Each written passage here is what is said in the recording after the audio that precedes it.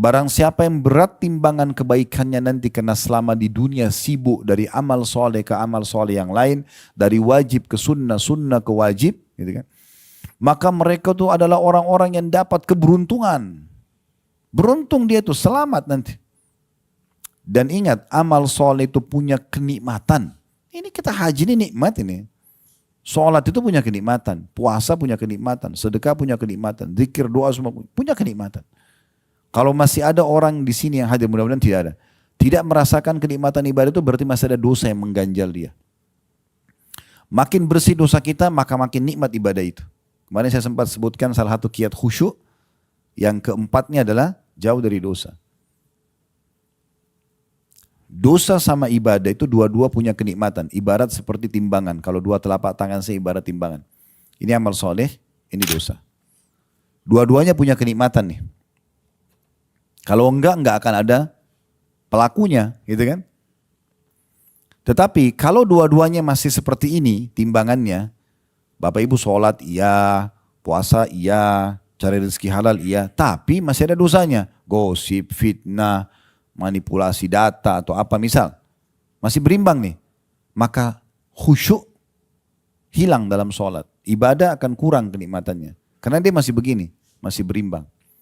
Kapan nikmat ibadah itu? Kapan kita bisa tetesin air mata? Kapan kita bisa merasa nggak mau berhenti berdoa? Kalau ini lebih naik levelnya.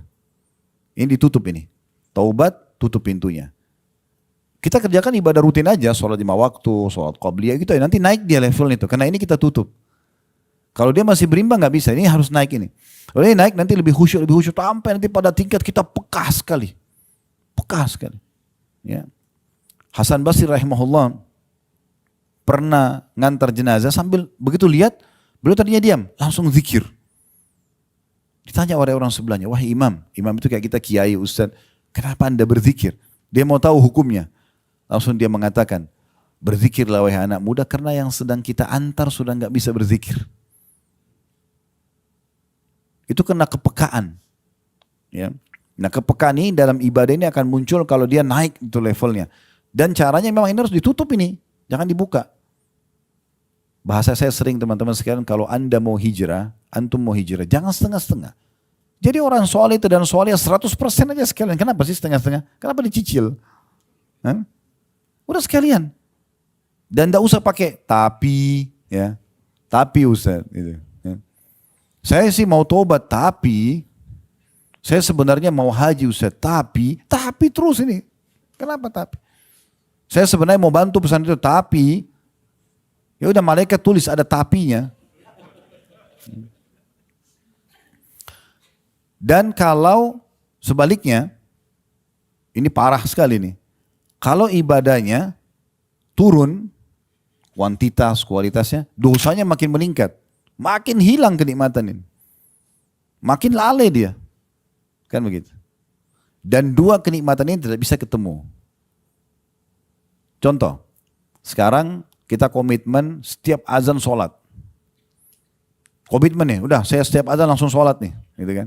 Mulai kita jaga dan kita nikmati karena kita tahu keutamaan sholat di awal waktu lah, di saf awal mungkin laki-laki mungkin kita sholat masjid haram, kita kejar tuh. Ini kenikmatannya sudah muncul nih. Kalau muncul kenikmatannya, lawannya dia tinggalkan sholat. Hilang kan? Pasti kita akan bilang, kalau orang tidak sholat, sayang benar orang itu tidak sholat ya. Karena kenikmatan sholat kita sudah ada. Dan kita meninggalkan dosanya, yaitu meninggalkan sholat. Berarti ada kenikmatannya. Kenikmatan ini yang membuat kita merasa, kenapa orang itu buat sayang benar dia nggak sholat. Nah gitu. Sama terbalik. Kalau orang nikmati dosanya, tinggalkan sholat. Dia nggak peduli. Sholat nggak penting. Maka dia nikmati itu, kenikmatan sholatnya hilang. Dia akan bertanya sebaliknya, itu orang sholat gak capek tuh, sholat terus. Kan gitu. Contoh yang lain, perempuan tutup aurat pakai jilbab. Dia tutup auratnya, memang dia tahu Allah haramkan terlihat, dia jaga betul. Dia nikmati itu. Lawannya adalah buka aurat kan. Kalau orang nikmati tutup aurat itu, masa akhwat kita, maka dia akan mengatakan pada yang masih buka auratnya, kenapa ya dia buka aurat itu, sayang bener. Tak takut tuh, gini-gini sekali. Itu muncul karena dia nikmati jilbabnya tadi, tutup auratnya itu. Sebaliknya orang yang buat maksiatnya, buka aurat ini, kalau dia nikmatin, dia akan balik. Itu orang nggak panas tuh pakai jilbab, pakai cadar segala macam. Nah gitu. Jadi nggak bisa ketemu seperti minyak sama air nih. Kalau ada orang coba gabungkan keduanya, dia ibadah tapi dia masih buat maksiat, seperti tadi, tidak ada hasilnya, nggak berefek. Kalau ada orang misalnya, dia jaga ibadah, dia jaga juga dosanya. Maka dia tidak nikmat ibadah, tidak nikmat buat dosa. Ya.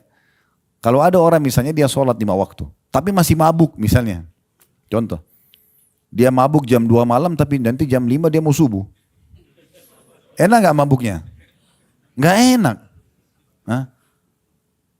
Dia berpikir terus selama 3 jam itu, sambil mabuk sambil berpikir. Jadi tidak datangkan ketenangan jiwa buat dia. Karena dia masih beban dengan sholat kan. Dia mau satuin gak bisa ini. Gak mungkin gitu. Jadi susah. Dia udah lurus di istiqomah di agama, tapi masih berinteraksi sama lawan jenis misalnya. Jadi tidak enak, setengah-setengah. Coba kalau orang mabuk tapi nggak sholat, udah dia teler di pinggir jalan, dia tidak peduli. Ya dia nikmati itu, tapi ujungnya neraka ini. Jadi seperti itu. Jadi nggak bisa ketemu teman-teman. Makanya sekaligus kalau mau jadi orang baik, mau penuhi timbangan amal kita dengan kebaikan, maksimal aja. Jadi orang soleh itu dan soleha sekaligus 100%. Jangan setengah-setengah, gak usah nyicil-nyicil. Gak usah tadi ada kata-kata tapi. 103-nya Allah mengatakan, وَمَنْ خَفَّتْ مَوَازِينُهُ, dan siapa yang ringan nanti timbangan amal solehnya hari kiamat, karena di dunia tidak maksimalkan, فَأُولَٰئِكَ الَّذِينَ خَسِرُوا أَنفُسَهُمْ فِي جَهَنَّمَ خَالِدُونَ. Mereka itulah orang-orang yang merugikan diri mereka sendiri.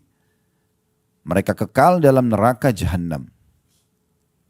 Jadi penentuan nanti di akhirat cuma ada 2 tempat ya, surga atau neraka. Itu keputusannya di sini. Di dunia ini selama hidup. Ini nanti yang menentukan kita ke surga atau kita ke neraka. Jadi salah di sini udah salah juga di sana pasti. Kalau di akhirat kita masih bisa nego, ya Allah saya nggak mau neraka, saya mau surga, aman. Ini nggak bisa. Penentuannya di sini.